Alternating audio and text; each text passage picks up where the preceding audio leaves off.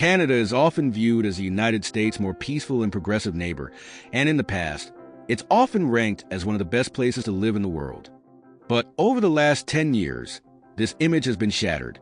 Over half of all Canadians feel powerless in the decline of their country, now stating that they're being pushed around. It's not too hard to see why people feel downbeat. In the last 10 years, they have witnessed almost all aspects of their life become increasingly unaffordable, and jobs which once seemed like a given are becoming ever at risk, while what they take home at the end of every month seems to be able to buy less and less. You may be thinking this is a story that you've heard multiple times from all across the world, especially in the United States, but to see why Canada is different, take a look at this graph. It compares the growth of incomes versus the increase in housing costs in the United States. Even though housing costs have spiked at times, wage growth has generally kept pace. But in Canada, since 2000, wages have lagged far behind and home prices have exploded.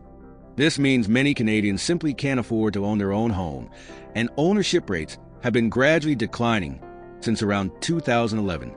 But this effect has been particularly bad for middle-aged millennials between the ages of 30 and 40, who have seen their home ownership fall by over 10%.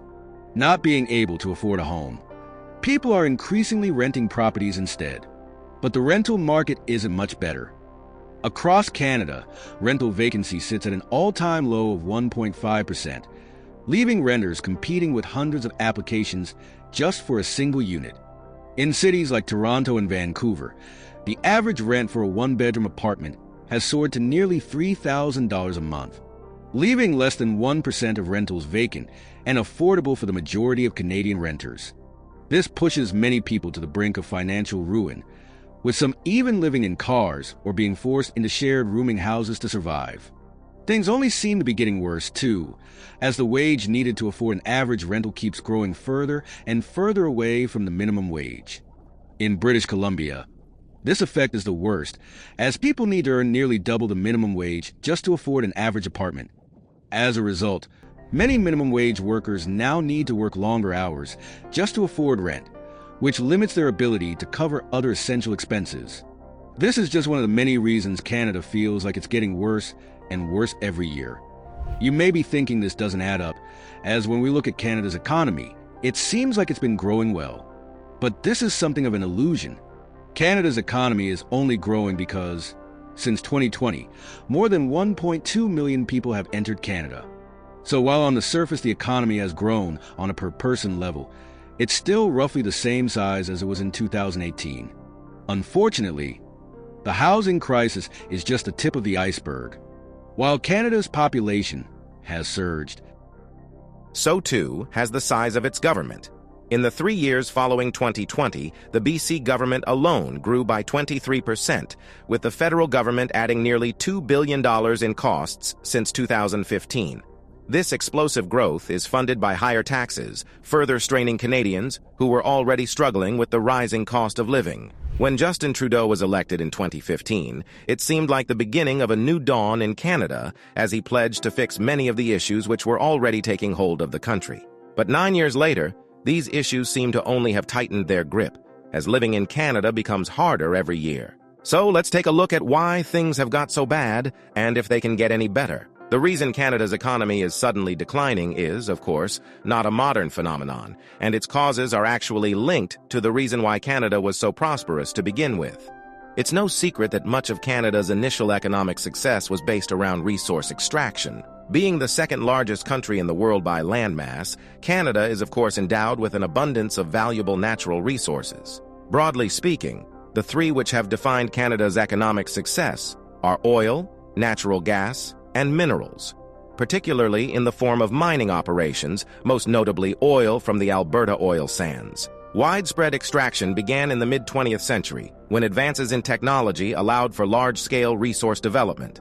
This attracted private companies eager to secure leases and begin extraction. It also created thousands of jobs, not just in the extraction industries themselves, but also in related sectors like transportation and infrastructure. This economic boom allowed Canada to invest in areas that helped diversify the economy. This was a period of prosperity, where rising incomes and stable employment contributed to a growing middle class. The natural resource sector, coupled with the expanding service industry, provided numerous job opportunities, and for many, home ownership was within reach. Urban centers flourished, and Canada became known for its high quality of life and social safety net.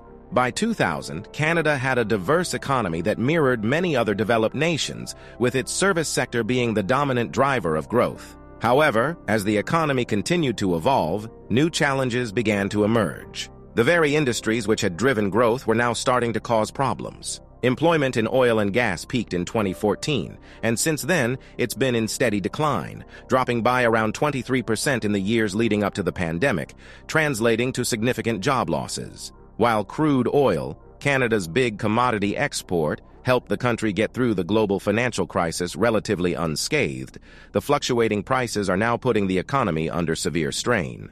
This decline in traditional resource-based industries highlights a broader vulnerability within Canada's labor market. Many of the jobs that sustained economic growth in the past were manual or routine in nature, making them particularly vulnerable to automation.